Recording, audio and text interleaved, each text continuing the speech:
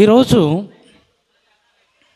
యేసు ప్రభు వారు పలికినటువంటి మాటలో ఒక గొప్ప సంగతిని మీతో నేను పంచుకోవాలని ఆశపడుతున్నాను. ఒక 30 నిమిషాలు మీరు దేవునికి సమయాన్ని కేటాయిస్తే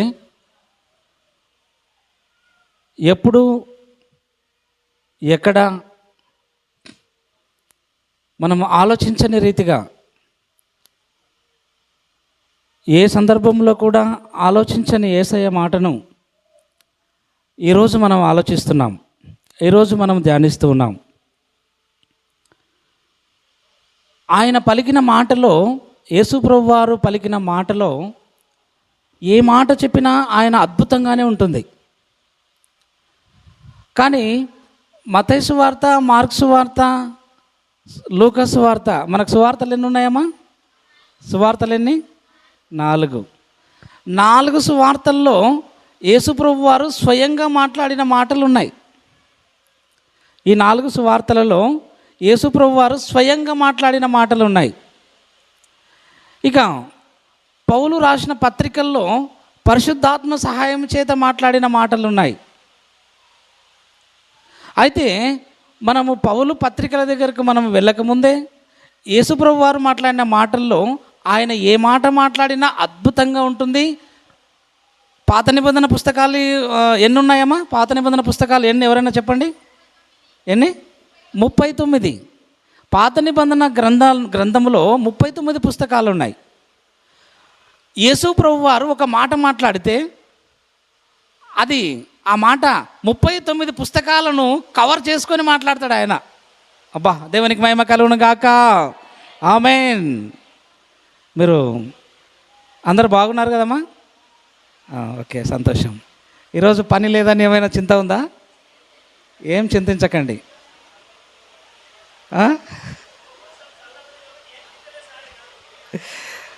అదే ఆనందమన్నకి పూత ఆగమైందంట, పూత నానిపోయిందంట పాపం.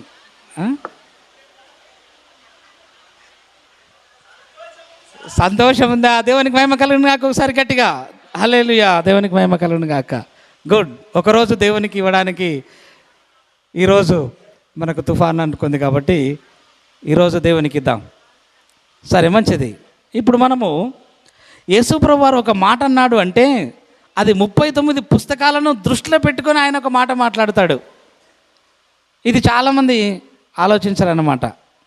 ఇప్పుడు మనం అలా ఆలోచిద్దాం. ఇప్పటి నుంచి మనము మనము చర్చించే, మనము ప్రసంగించే ప్రతి అంశం లేదా ప్రతి సందర్భం ఎలా ఉంటుందంటే బలమైన ఆహారంతో కూడినదిగా ఉండాలి. ఎలా ఉండాలి? బలమైన ఆహారం కలదిగా ఉండాలి. పౌలు అంటాడు కదా, ఏమంటాడు? హెబ్రీ పత్రిక 5వ అధ్యాయం 12, 11 వచనాలలో మీరు ఇంకనూ పాలు త్రాగవలసిన వారా అన్నాడు. కాదు, మాకు పాలొద్దు. మాకు ఏం కావాలి? ఏమ్మా? ఏం కావాలి? గుడ్, బలమైన ఆహారం కావాలి. మేము ఇంకా పాత నిబంధన కాలంలో ఉండవలసినటువంటి వారము కాదు. మేము బాల శిక్షకుని కింద ఉండవలసినటువంటి వారము కాదు. మేము పౌలు పత్రికల్లోకి వెళ్ళవలసినటువంటి వారం. బలమైన పౌలు గారు తినిపించే బలమైన పుష్టికరమైన ఆహారాన్ని తినవలసినటువంటి వారం. ఇక మాకొద్దు పాలు. కాబట్టి యేసు ప్రభువు వారి మాటలు ఎలా ఉంటాయంటే ఆయన మాటల్లో పాలుంటాయి, బలమైన ఆహారం ఉంటుంది కదా. అయితే ఒక మాటను ఆయన చెప్పాడు. మత్తయి సువార్త 11, 27, 28 వచనాలను ఒకసారి ఎవరైనా చదివి వినిపించండి గట్టిగా.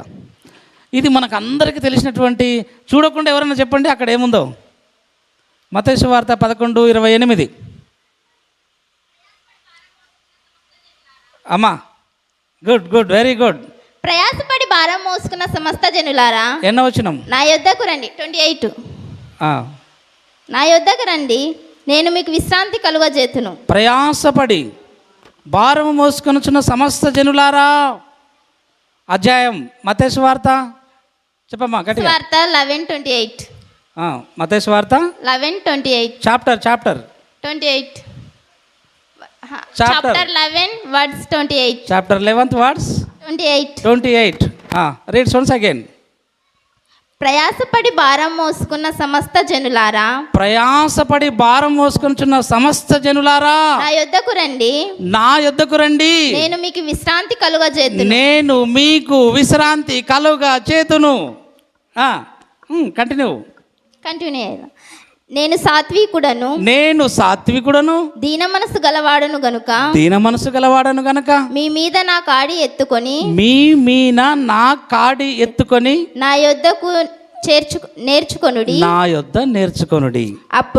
అప్పుడు మీ ప్రాణములకు విశ్రాంతి కలుగును. చాలమ్మా.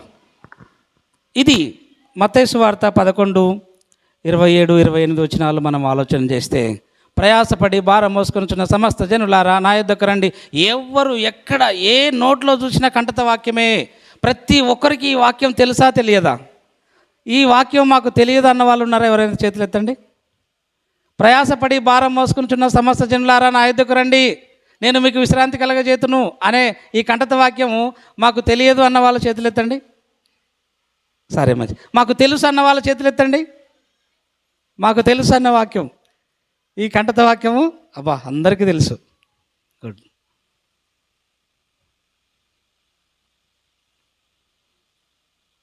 కాబట్టి మనం ఈ కంటత వాక్యాన్ని ఎన్నోసార్లు చిన్నప్పటి నుంచి కూడా మనము వింటూ వచ్చాం. నేను 7th క్లాస్లో ఉన్నప్పుడు కూడా ఈ కంటత వాక్యాన్ని రోడ్ల మీద అంటే మైక్లో చెప్పుకుంటూ తిరిగేవాడిని. గద్వాల్లో వీధి సువార్తలో, హైదరాబాద్లో కూడా మైక్ పట్టుకొని ప్రయాసపడి కర్నూలులో కూడా మన రాజవిహార్లో ప్రయాసపడి భారం మోసుకుని సమస్త జనులారా నా యొద్దకు రండి అంటే సారులు చెప్పేవాళ్ళం. మేము కంటత వాక్యాలు చెప్పండి బాబు అంటే చెప్పేవాళ్ళం అనమాట. కానీ ఎందుకన్నాడు ఆ మాట?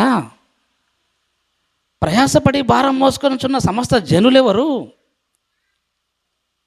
అసలు నా యొద్దకు రండి, మీకు విశ్రాంతి కలగజేతును, మీ మీద నా కాడి ఎత్తుకొనుడి. అసలు ఆయన కాడి ఎందుకు ఎత్తుకోమన్నాడు?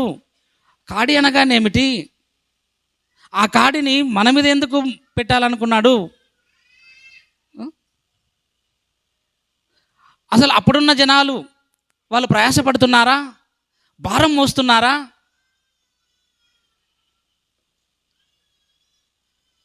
నా యొద్దకు రండి,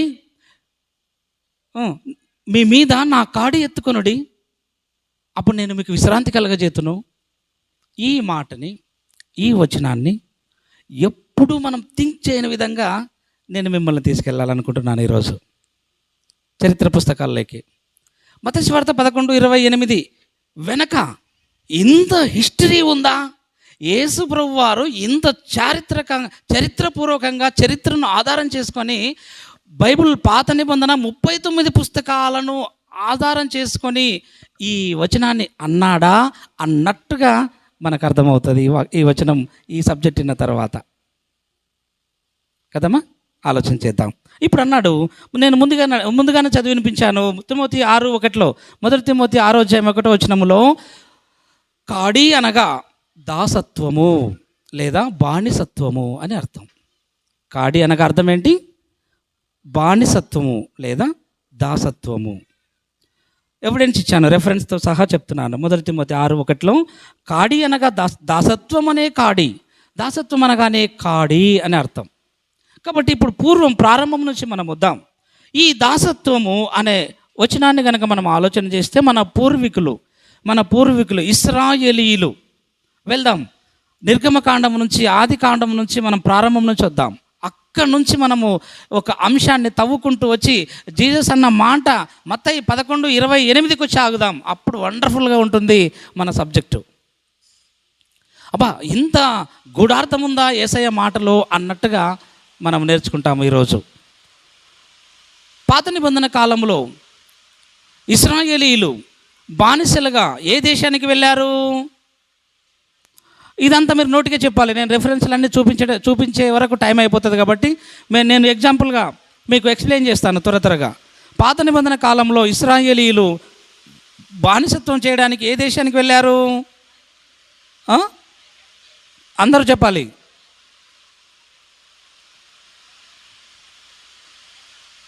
ఏ దేశానికి వెళ్ళారు? ఐగుప్తు దేశంలో. గుడ్, ఐగుప్తు దేశానికి వెళ్ళారు.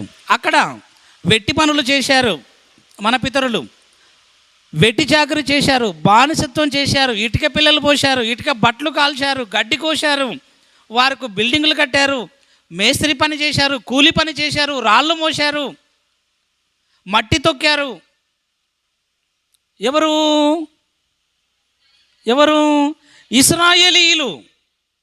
ఇశ్రాయేలీయులు ఐగుప్తు దేశంలో మట్టి తొక్కారు, మట్టి పని చేశారు, రాళ్ళు కొట్టారు, రాళ్ళ పని చేశారు, వారికి గోడలు కట్టారు, ఇటుకలు కట్టారు, వారికి బిల్డింగులు కట్టారు.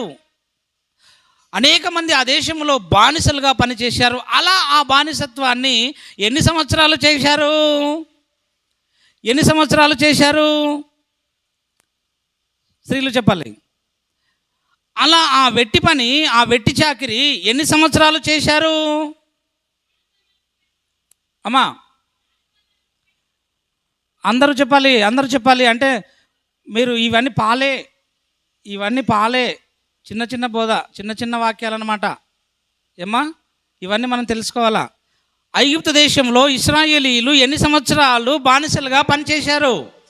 430 సంవత్సరాలు. ఎన్ని సంవత్సరాలు చేశారు? 430 సంవత్సరాలు. అందరూ చెప్పాలి, అందరూ all together say with me.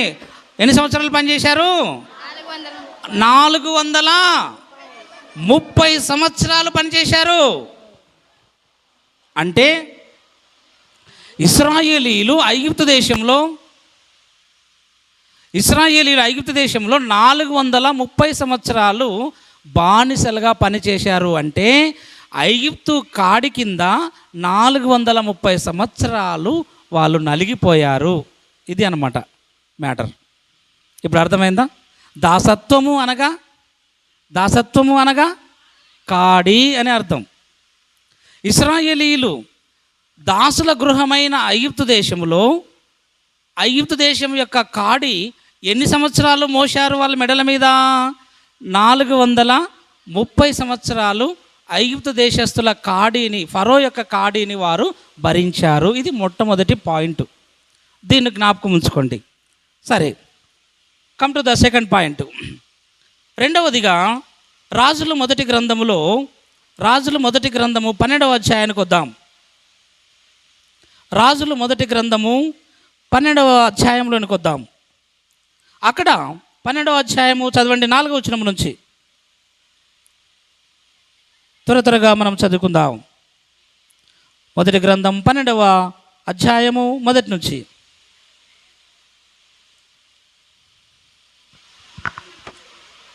పన్నెండవ అధ్యాయం మొదటి నుంచి 3వ వచనం నుంచి చదువుతాను. రాజులు మొదటి గ్రంథం 3వ వచనం నుంచి. జనులు అతని పిలువనంపగా యరొబామును ఇశ్రాయేలీల సమాజమంతయును వచ్చి రెహబాముతో ఇలాగు మనవి చేసిరి, నీ తండ్రి బరువైన కాడిని మా మీద ఉంచెను, నీ తండ్రి నియమించిన కఠినమైన దాస్యమును మా మీద అతడు ఉంచిన బరువైన కాడిని నీవు చులకన చేసిన ఎడల మేము నీకు సేవ చేయుదుము. అందుకు చాలు, నేను ఎక్స్ప్లెయిన్ చేస్తాను, మీరు అధ్యాయం తర్వాత చదవండి. ఇప్పుడు సొలొమోను మహారాజుగా ఉన్నప్పుడు ఇశ్రాయేలీలను పరిపాలించాడు 40 సంవత్సరాలు. పరిపాలించాడు 40 సంవత్సరాలు సొలొమోను మహారాజు ఎవరి కుమారుడు?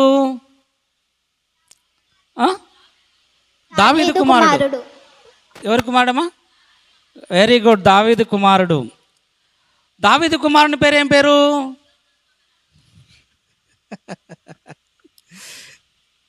చెప్పండి, దావీదు కుమారుని పేరేం పేరు? సొలొమోను ఎవరి కుమారుడు? గుడ్, వెరీ గుడ్, మీరు పర్ఫెక్ట్గా ఉన్నారన్నమాట. ఓకేమా? దావీదు ఇశ్రాయేలీయులకు ఎన్నవ రాజు?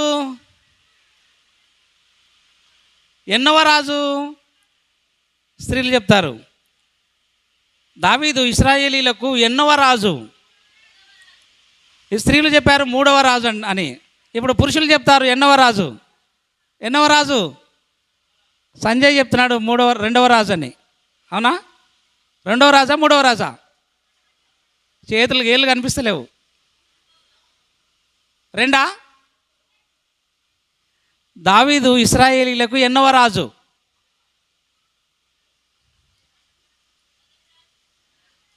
మొదటి రాజు అని చెప్తున్నారు స్త్రీలు. అమ్మా గుడ్, వెరీ గుడ్. రెండవ రాజు. అందరం గట్టిగా చప్పట్లు కూడా దేవుని మహిమ పడదాం. రెండవ రాజు. సరే, రెండవ రాజు వచ్చిన తర్వాత మొదటి రాజు కూడా ఉంటాడు కదా. ఏమో మొదటి రాజు ఉంటాడా? మొదటి రాజు పేరు చెప్పండి ఒకసారి. అమ్మా ఏం పేరు? Good, very good. ఎవరన్నది వాక్యం తెలియదు మీకు అని బాగా తెలుసు మీకు కదా, బాగా జ్ఞాపకం పెట్టుకున్నారు. ఇలా ఇప్పుడు రెండవ రాజు దావీదు మహారాజు. దావీదు మహారాజు ఇశ్రాయేలీలను ఎన్ని సంవత్సరాలు పరిపాలించాడు?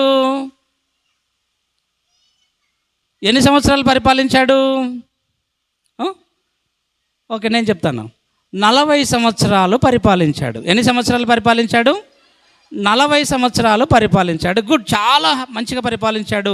ప్రజలకు నొప్పించకుండా, ప్రజలపై భారం పెట్టకుండా, ప్రజలను శ్రమ పెట్టకుండా, ప్రజల కొరకు ఇతర దేశాలతో యుద్ధం చేసి రక్తం చిందించి మరి దేశాన్ని కాపాడాడు, ఇశ్రాయేలీలను రక్షించాడు.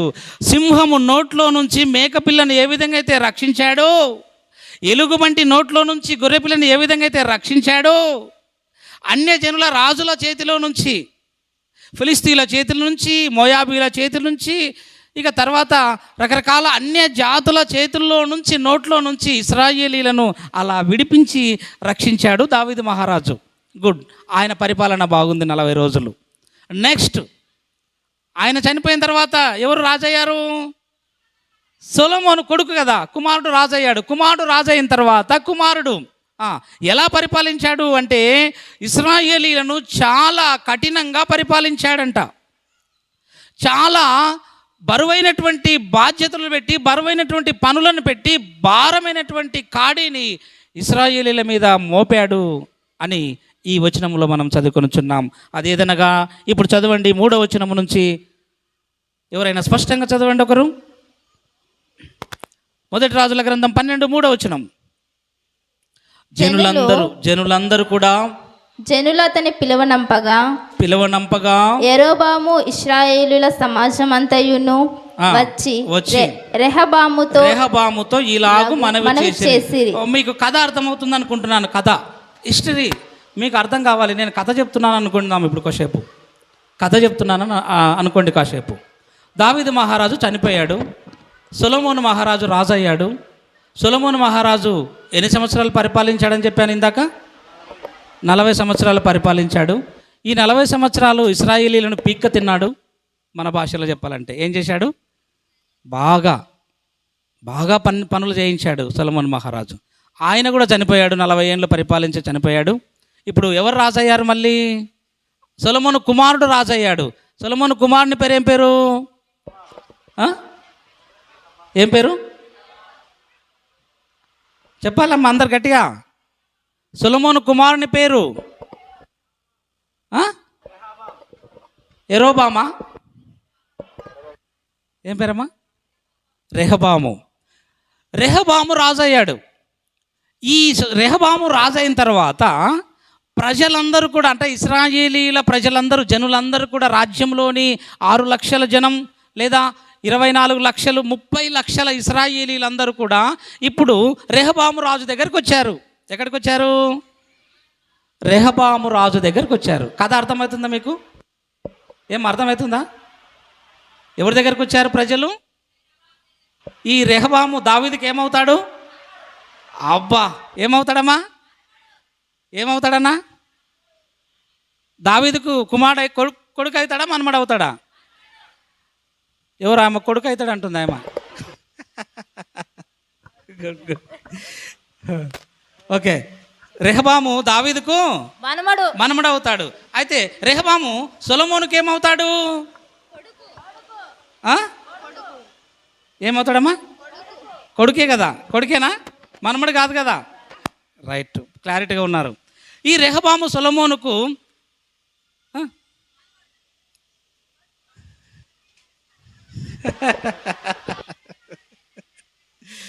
ఓకే ఏమ్మా, ఈ రెహబాము సొలొమోనుకు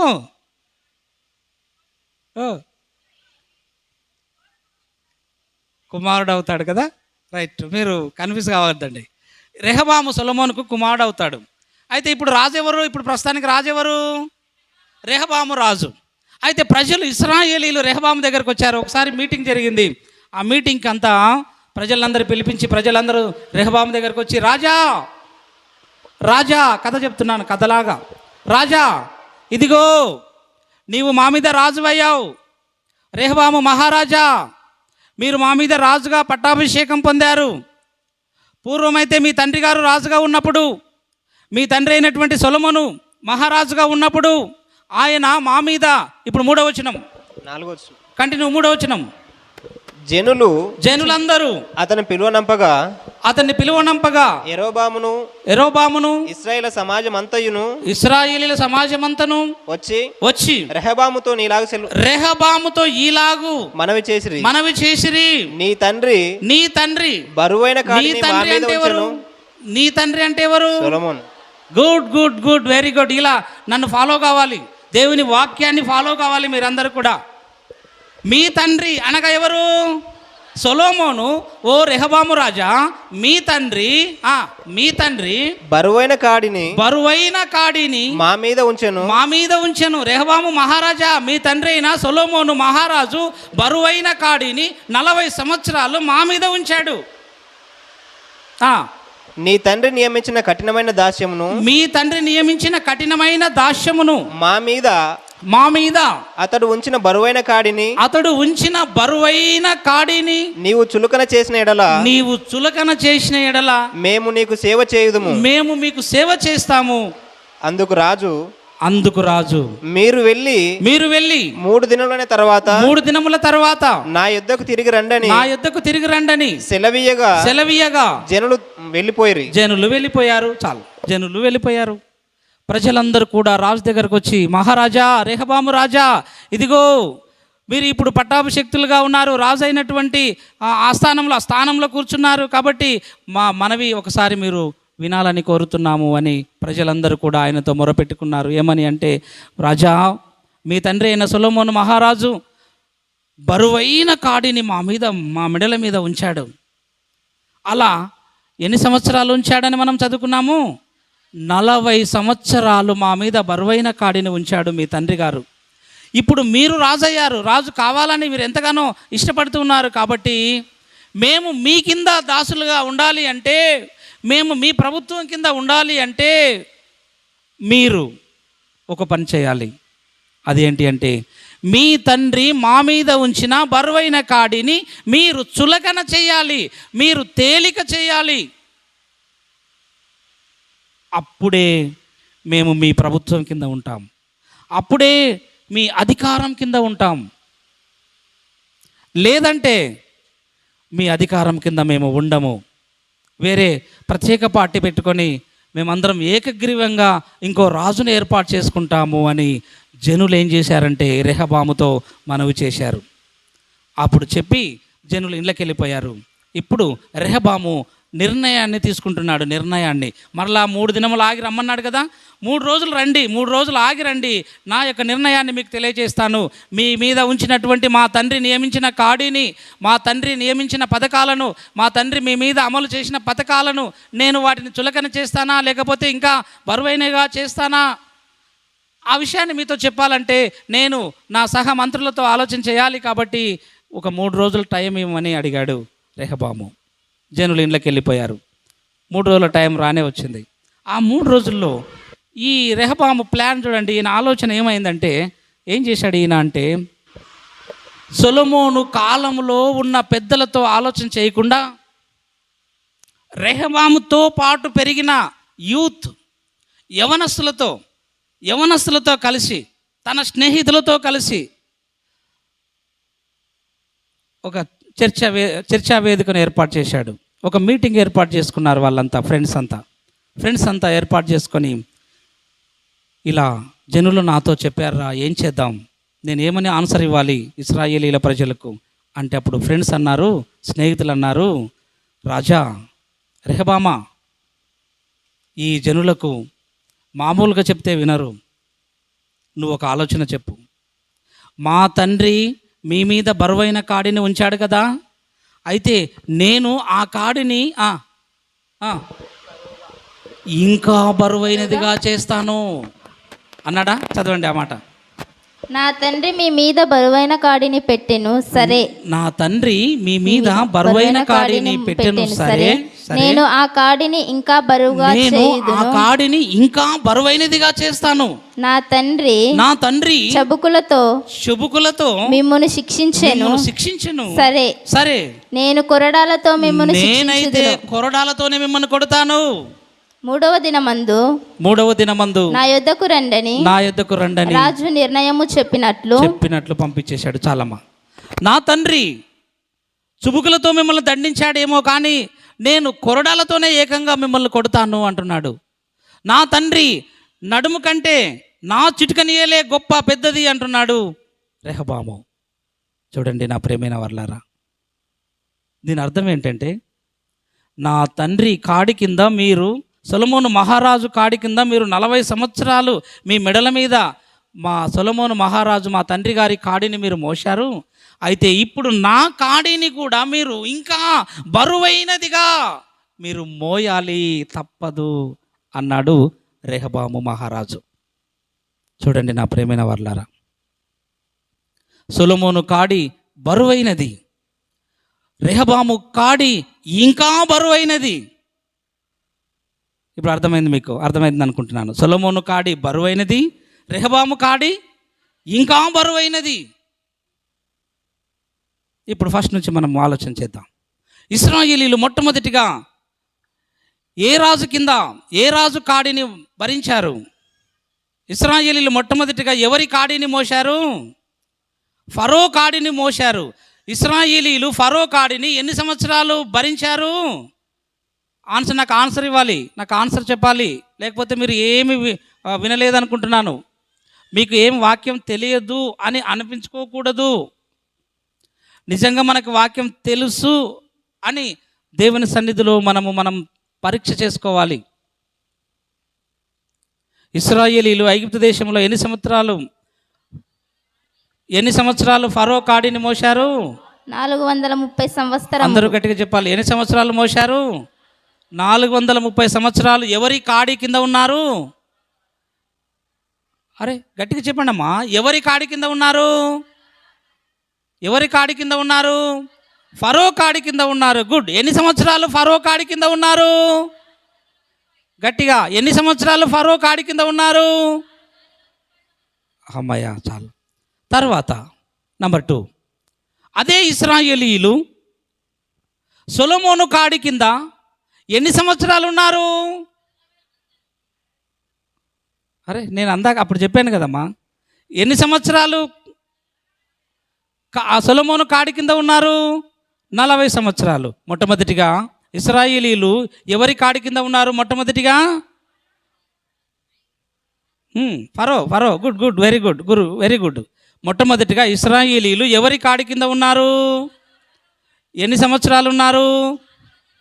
రెండవదిగా ఇశ్రాయేలీయులు ఎవరి కాడి కింద ఉన్నారు? ఎవరి కాడి కింద ఉన్నారు?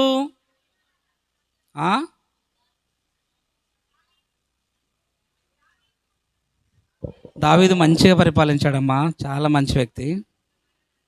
ఇప్పుడు ఇందాక మన పాఠ్య భాగం డిస్కషన్ రెహబాము.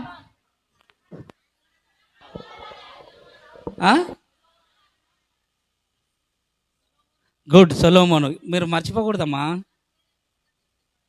ఏమా? మొట్టమొదటిగా ఇశ్రాయేలీయులు ఎవరి కాడి కింద ఉన్నారు? ఫరో కాడి కింద ఉన్నారు. రెండవసారి ఇశ్రాయేలీయులు ఎవరి కాడి కింద ఉన్నారు? సొలొమోను కాడి కింద ఉన్నారు. మూడవదిగా ఇశ్రాయేలీయులు ఎవరి కాడి కింద ఉన్నారు? రెహబాము కాడి కింద ఉన్నారు. ఇప్పుడు మొట్టమొదటిగా ఇశ్రాయేలీయులు ఎన్ని సంవత్సరాలు ఫరో కాడి కింద ఉన్నారు? రెండవసారి ఇశ్రాయేలీయులు సొలొమోను కాడి కింద ఎన్ని సంవత్సరాలు ఉన్నారు? మూడవసారిగా రెహబాము కాడి కింద ఇశ్రాయేలీయులు ఎన్ని సంవత్సరాలు ఉన్నారు? అది చెప్పలే కదా. అవును, చెప్పని క్వశ్చన్ నేను అడగకూడదు కదా. Good, very good. ఇశ్రాయేలీయులు రెహబాము కాడి కింద 17 సంవత్సరాలు ఉన్నారు. మొదటి రాజులు 12 4వ వచనం నుంచి 11వ వచనం వరకు మీరు చదివితే మీకు అర్థమవుతుంది. ఇశ్రాయేలు రెహబాము కాడి కింద 17 సంవత్సరాలు, అనగా టోటల్గా రెహబాము ఇశ్రాయేలీలను పరిపాలించిన కాలము 17 సంవత్సరాలు అని ఆ యొక్క రెహబాము యొక్క చరిత్ర మనకు చెప్తా ఉంది. కాబట్టి ఇప్పుడు మీరు ఆలోచన చేయండి, ఇశ్రాయేలీలు రెహబాము కాడి కింద ఎన్ని సంవత్సరాలు ఉన్నారు? 17 సంవత్సరాలు. ఇప్పుడు ఇశ్రాయేలీలకు ఐగుప్తులో ఫరో కాడి కింద నెమ్మది లేదు, విశ్రాంతి లేదు. బరువైన పనులు బాధ్యతల చేత వారికి విశ్రాంతి లేదు. రెండవదిగా సొలొమోను కాడి కింద 40 సంవత్సరాలు ఇశ్రాయేలీలకు విశ్రాంతి లేదు. బరువైన పనుల చేత, బరువైన భారముల చేత వారికి కూడా విశ్రాంతి లేదు. మూడవదిగా రెహబాము కాడి కింద 17 సంవత్సరాలు మరీ బరువైన కాడిని భరిస్తూ మోస్తూ ఉన్నారు, వారికి విశ్రాంతి లేదు, రెస్ట్ లేదు. ఇప్పుడు ఎన్ని కాడీలైనాయి? ఎన్ని అయినావమ్మా?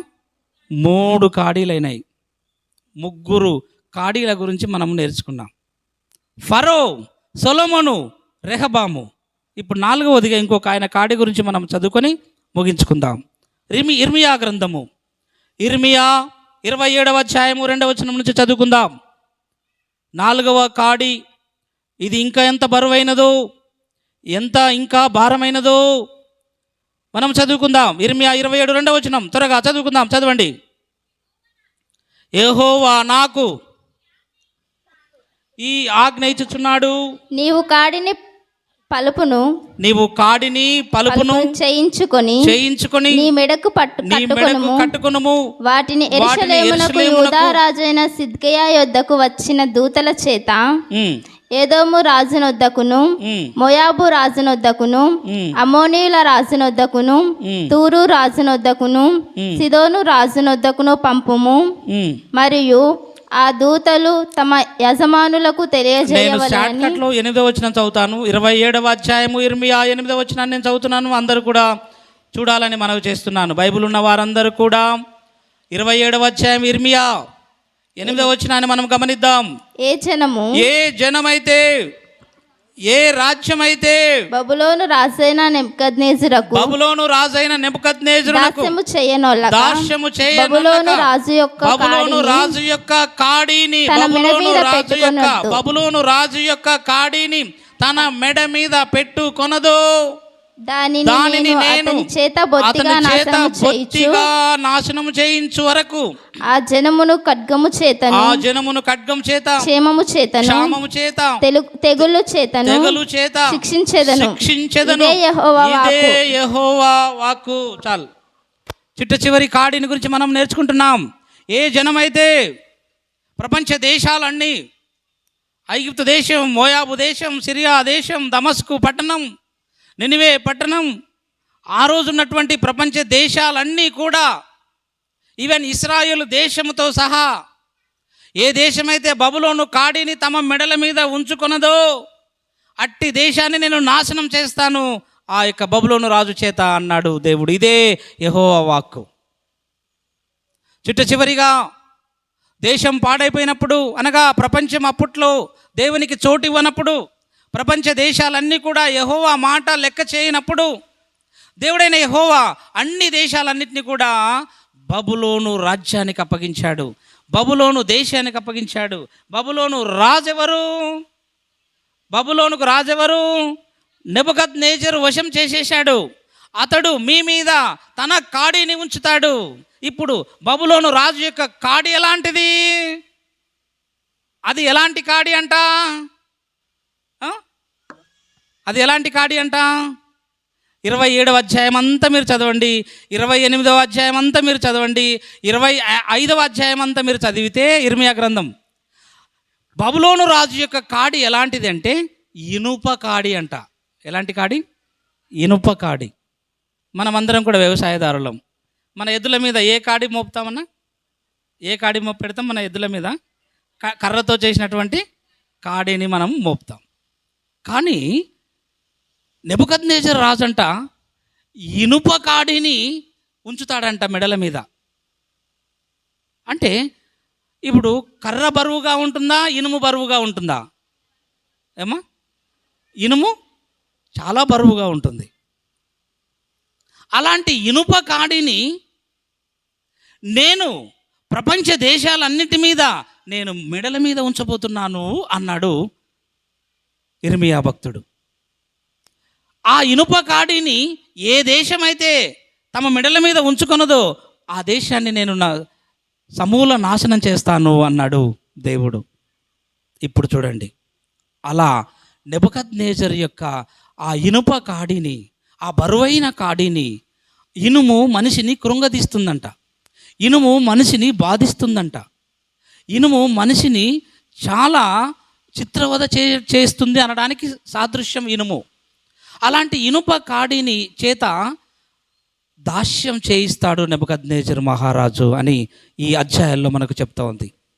అలాంటి ఇనుప కాడి క్రిందికి బబులోను రాజు వచ్చాడు, ఇశ్రాయేలు దేశానికి వచ్చాడు, యూదా దేశానికి వచ్చాడు, యెరూషలేమును పాడు చేశాడు, దేవాలయాన్ని పడగొట్టాడు, యూదులందరినీ కూడా బబులోను దేశానికి చెరగా తీసుకొని వెళ్ళాడు, బబులోను దేశానికి ఎత్తుకొని వెళ్ళాడు, యవనస్తులను ఎత్తుకొని వెళ్ళాడు, యవన స్త్రీలను ఎత్తుకొని వెళ్ళాడు, పనులు చేసే వాళ్ళందరినీ కూడా ఎత్తుకొని వెళ్ళాడు బబులోను రాజు అయినటువంటి నెబుకద్నెజరు. ఆ దేశంలో, బబులోను దేశంలో ఈ యూదులందరూ కూడా ఎన్ని సంవత్సరాలు బానిసలుగా పనిచేశారు ఆ యొక్క బబులోను దేశంలో? చెప్పండి ఎవరైనా. బబులోను దేశంలో ఇశ్రాయేలీ యూదులు ఎన్ని సంవత్సరాలు బానిసలుగా పనిచేశారు? మనకు ఐగుప్తు దేశంలో ఎన్ని సంవత్సరాలు బానిసలుగా ఉన్నారంటే మనం ఈజీగా చెప్పగలిగాం. ఇప్పుడు ఎన్ని సంవత్సరాలు చెరకు వెళ్ళారు వాళ్ళంతా? ఐగుప్తు దేశంలో 430 సంవత్సరాలు బానిసలుగా పనిచేశారు. అలాగే యూదులు బబులోను దేశంలో కూడా బానిసలుగా పనిచేశారు, బానిసలుగా వెట్టి పనులు చేశారు. అలా ఎన్ని సంవత్సరాలు బబులోను దేశంలో వెట్టి పనులు చేశారు? చెప్పాలి ఏమ్మా? ఈ 27వ అధ్యాయం, 28, 25 అధ్యాయాలు మీరు చదువుకోండి ఇంటికి వెళ్ళిన తర్వాత. నేను పైన టూకీగా చెప్తాను. 70 సంవత్సరాలు బబులోను యొక్క దాసత్వం కింద వీళ్ళున్నారు. బబులోను దేశంలో బానిసలుగా పనిచేశారు. ఎన్ని సంవత్సరాలు చేశారు? 70 సంవత్సరాలు కొలువు చేశారు. ఆ కొలువు చేసే సమయంలో ఆ బబులోను దేశంలో, ఆ బానిసత్వంలో వీళ్ళున్నారు. యూదా దేశం నుంచి అనగా యెరూషలేము నుంచి వీళ్ళు కూడా చెరపట్టుకొని కొనిపోబడ్డారు. ఎవరో తెలుసా? వీళ్ళెవరు? అగ్నిగుండంలో ఉన్న వాళ్ళు ఎవరమ్మా? అది అగ్నిగుండంలో ఉన్న వాళ్ళే కదా. వాళ్ళు కూడా బబులోను దేశంలో ఫరో యొక్క కాడి కింద క్షమించండి, ఎవరు కాడి కింద? నెబుకద్నెజరు ఇనుప కాడి కిందికి వెళ్ళారు. ఎవరు? షడ్రకు, మెషకు, అబేద్నెగోలు కూడా వెళ్ళారు. యూదులందరూ వెళ్ళారు. అందులోనే ఇంకొక ఆయన కూడా వెళ్ళాడు. ఆ సింహాల బోన్ల వన్న ఆయన ఎవరన్నా సింహాల బోన్ల వన్నేది? దానియేలు. ఈ దానియేలు కూడా ఇనుప కాడి కిందికి వెళ్ళాడు. ఇనుప కాడి ఎవరిది ఏమ్మా? నెబుకద్నెజరు రాజుది. మీరు బాగా గుర్తుపెట్టుకోండి. ఇనుప కాడి ఎవరిది అంటే నెబుకద్నెజరుది. ఆ ఇనుప కాడి క్రిందికి ఈ అగ్నిగుండముల వన్నోళ్ళు పోయినారు, ఈ సింహాల బోన్లో ఉన్న పన్న ఆయన కూడా పోయినాడు, ఇంకా ఆయమ్మ కూడా పోయింది. ఎవరు ఆయమ్మ? ఒక ఆయమ్మ పోయింది చూడు ఏమ్మా? ఏమ్మా? ఆయమ్మ రాణి అవుతుంది అనమాట అక్కడ పోయిన తర్వాత. ఏమ్మా? ఒకసారి గట్టిగా చప్పట్లు కూడా దేవుని మహిమ పడదాం. దేవుని మహిమ కలుగును గాక. ఆయమ్మ కూడా పోయిందనమాట. తర్వాత ఆ యొక్క ఇనుప కాడి క్రింద ఇంకొక ఆయన కూడా ఉన్నాడు. నేను ఆయనకి నమస్తే పెట్టనంటే పెట్టను అంటాడు ఒక ఆయన. నేను నమస్తే పెట్టను, నేను యూదుణ్ణి, నేను యెరూషలేము నుంచి వచ్చాను, నేను ఎందుకు నమస్కారం చేయాలా? నీవు అధికారి అయితే నాకేమి, నువ్వు మంత్రి అయితే నాకే, నేను నా దేవునికి తప్ప నేను ఎవరికి నమస్కారం పెట్టను అని ఒక ఆయన మొండికేసుకొని కూర్చుంటాడు ఆ గేటు దగ్గర. ఎవరు? ఒకసారి గట్టిగా మరలా చప్పట్లు కూడా దేవుని మహిమ పడదాం. పురుషుల కొరకు ఇప్పుడు పురుషులు చెప్పినారు కదా. బా ఇలా ఎంత ఆనందం ఉంటుందో తెలుసా దేవుని వాక్యాన్ని ధ్యానిస్తూ ఉంటే. ఇలా ఆనందించాలి. దావీదు ఇలా ఆనందించేవాడంట. యెహోవా ధర్మశాస్త్రమును దివారాత్రములు ధ్యానించుచు ఆనందించువాడు. గుడ్, ధన్యుడు. బా ఆనందం, ధ్యానించడంలో ఆనందం, అప్పుడు ధన్యులం. కాబట్టి మనం ఇలా ధ్యానిస్తూ ఉంటే ఎంత ధన్యత, ఎంత ధన్యులం. కాబట్టి రండి మనం ముగించుకుందాం. ఇప్పుడు బబులోను కాడి క్రింద అనగా నెబుకద్నెజరు ఇనుప కాడి క్రింద యూదులు ఎన్ని సంవత్సరాలు ఉన్నారు? 70 సంవత్సరములు. 70 సంవత్సరాలు. బాగా గుర్తుపెట్టుకోవాలి. ఇప్పుడు ఫస్ట్ నుంచి చూద్దాం. అయిపోయినాయి, నేను కాడీలన్నీ ముగిచ్చేస్తా. చివరికి కన్క్లూజన్కి వద్దాం. ఫస్ట్ నంబర్ 1 రిపీట్ చేద్దాం అన్ని. ఫస్ట్, ఇశ్రాయేలీయులు ఎవరి కాడి కింద ఉన్నారు? ఫరో కాడి కింద ఎన్ని సంవత్సరాలు ఉన్నారు? ఇశ్రాయేలీయులు రెండవసారి ఎవరి కాడి కింద ఉన్నారు? సొలొమోన్ కాడి కింద ఎన్ని సంవత్సరాలు ఉన్నారు? 40. ఇశ్రాయేలీయులు మూడవసారి ఎవరి కాడి కింద ఉన్నారు? రెహబాము కాడి క్రింద ఎన్ని సంవత్సరాలు ఉన్నారు? 17 సంవత్సరములు. యూదులు నాలుగవసారి ఎవరి కాడి కిందకి వెళ్ళారు? బబులోను కాడి కింద ఎన్ని సంవత్సరాలు ఉన్నారు? 70 సంవత్సరములు. గుడ్, దేవునికి మహిమ కలుగును గాక. ఇవన్నీ బరువైన కాడీలు, ఇవన్నీ భారముతో కూడినటువంటి కాడీలు. ఎవరు మా భారాన్ని తేలిక చేస్తారు? ఏ రాజు వచ్చి మా భారాన్ని తేలిక చేస్తారు? ఏ రాజు వచ్చి మాపై ఈ కాడీని తీసి మమ్మల్ని తేలిక చేస్తారు అని ఎదురు చూస్తూ బ్రతికారు ఇశ్రాయేలీయులు. ఆ రాజుల కాలములో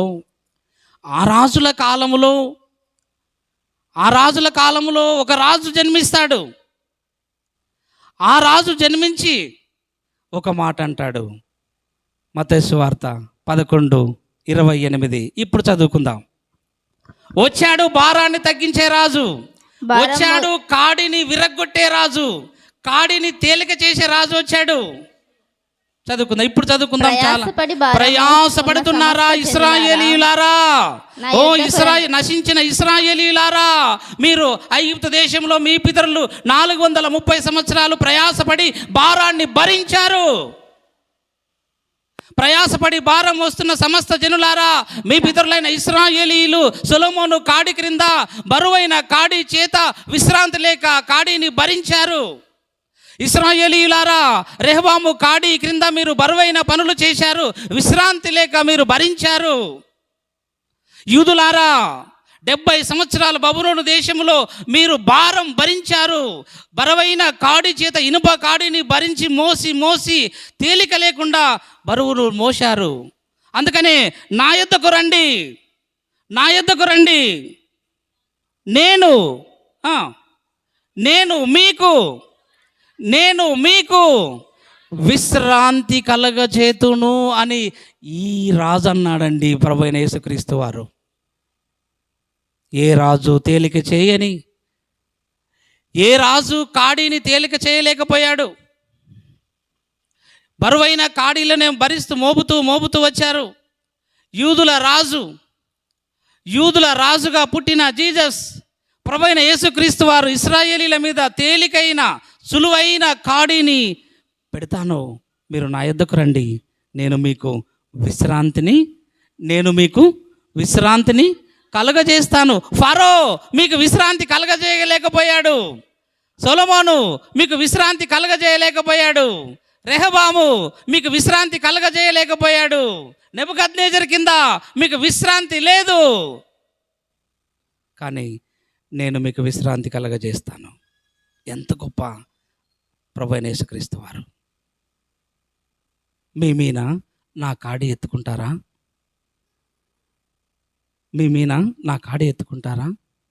నా ఆజ్ఞలు చదవమ్మా, కంటిన్యూ. నా ఆజ్ఞలు బరువైనవి కావు. 28 మత్తయి సువార్త.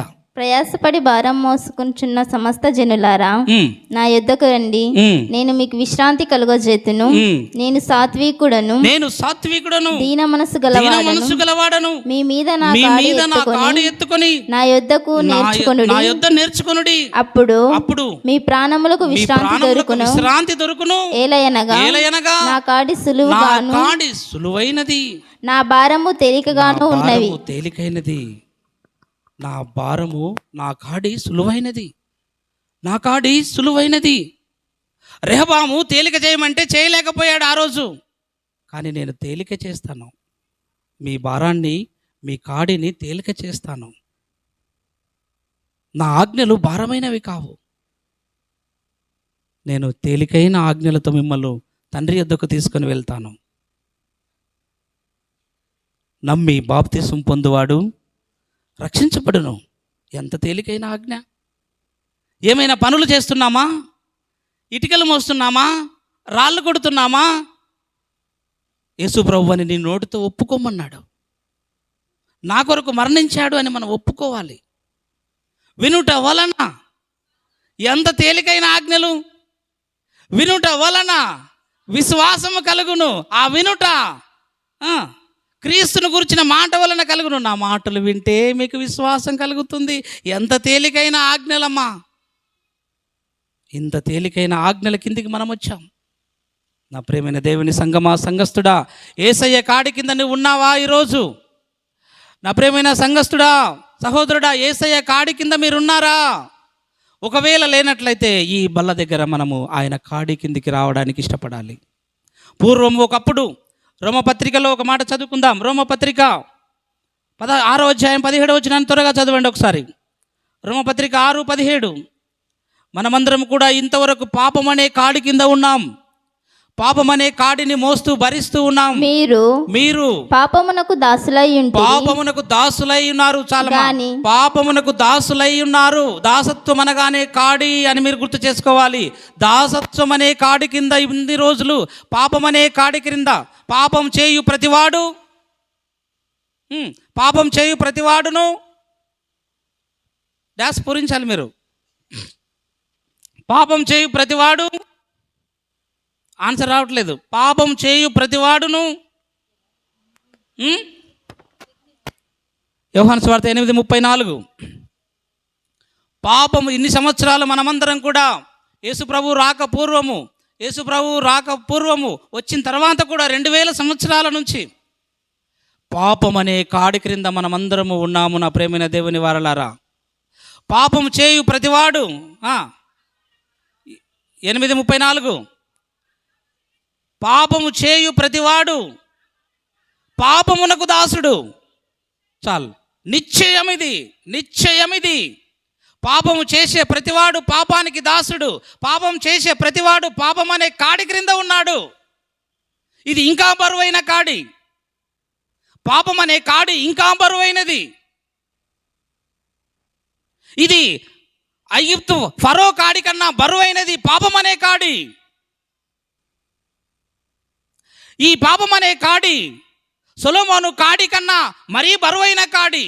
ఈ పాపం అనే కాడి రెహబాము కాడి కన్నా బరువైన కాడి. ఈ పాపం అనే కాడి నెబుకద్నెజరు కాడి కన్నా ఇంకా బరువైన కాడి. ఈ కాడిని నేను తీసివేయడానికి వచ్చాను. ఈ కాడిని నేను విరిచివేయడానికి వచ్చాను. మరణము చేత ఈ పాపం అనే కాడిని నేను త్రుంచివేయడానికి వచ్చాను. ఈ బరువైన కాడిని, ఇనుప కాడి కన్నా బరువైన కాడి ఏంటిదో తెలుసా? పాపం అనే కాడి. ఈ కాడి నుంచి నేను మిమ్మల్ని విడుదల కలగజేస్తాను, మీకు విముక్తి కలగజేస్తాను, మీ భారాన్ని తీసివేస్తాను, మీ ప్రాణములకు రక్షణనిస్తాను, మీ ప్రాణములకు విశ్రాంతి కలగజేస్తాను. నా యొద్దకు రండి, నేను మీకు విశ్రాంతి కలగజేస్తాను. ఎంత గొప్ప మాట అన్నాడు మత్తయి సువార్త 11:28 వచనములో. చూడండి నా ప్రేమైన వాళ్ళారా, ఈరోజు బల్ల ఎద్దుకు వస్తున్నాం. నిజంగా నీవు ఆ రోజు మన పితరులు ఫరో కాడి కింద నలిగిపోయారు. ఆ రోజు మన పితరులు సొలొమోను కాడి కింద నలిగిపోయారు. ఆ రోజు మన పితరులు రెహబాము కాడి కింద నలిగిపోయారు. ఆ రోజు మన పితరులు నెబుకద్నెజరు కాడి కింద నలిగిపోయారు. కానీ ఈరోజు నీకు నాకు నెబుకద్నెజరు లేడు కదా. ఈరోజు నీకు నాకు సొలొమోను లేడు కదా. ఈరోజు నీకు నాకు రెహబాము కాడి లేదు కదా, ఈరోజు నీకు నాకు ఫరో కాడి లేదు కదా, కానీ అంతకన్నా బరువైన కాడిని నీవు నేను మోస్తున్నాం ఈరోజు. అదే పాపం అనే కాడి.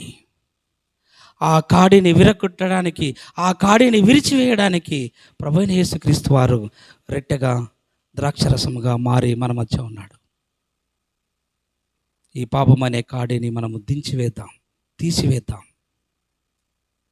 యేసు ప్రభు కాడి క్రిందికి మనం వద్దాం. రక్షణ పొంది, మారు మనసు పొంది, సులువైన నా ఆజ్ఞలు భారమైనవి కాదు, నా కాడి సులువైనది. అలాంటి సులువైన ఆజ్ఞల కిందికి మనం వచ్చి ప్రభు అయిన యేసుక్రీస్తు వారి దగ్గరికి మనం వద్దాం. ప్రభువా, నిజంగా నా కాడిని తేలిక చేశావు, నా పాప భారాన్ని నువ్వు మోసావు, నా పాప భారాన్ని సిలువలో నువ్వు మోసావు, నా భారాన్ని తేలిక చేసి నాకు విశ్రాంతి కలుగజేశావు తండ్రి. నీకు కృతజ్ఞతాస్తుతులు చెల్లిస్తున్నాను. ఏమిచ్చి నీకు నేను అర్పణ అర్పించగలను? అందరం కూడా దేవుని సన్నిధిలో మోకరించి ఒప్పుకుందాం. దేవుడు తన మాటలు మనందరి కొరకు దీవించి ఆశీర్వదించును గాక. ఆమెన్. తలలు వంచండి, ప్రార్థన చేసుకుందాం. ప్రార్థన చేసుకుందాం. మహాపరిశుద్ధుడా, ప్రేమగల మా తండ్రి, ప్రతి ఒక్కరూ మోకరించి ప్రార్థన చేద్దాం. మోకరించడానికి వీలైన వారందరూ కూడా మోకరించండి. మోకరించడానికి వీలు లేని వారు అలాగే కూర్చొని ప్రార్థన చేద్దాం. మాకు మోకాలు ఉన్నాయన్న వాళ్ళందరూ మోకరిద్దాం. ప్రార్థన చేసుకుందాం.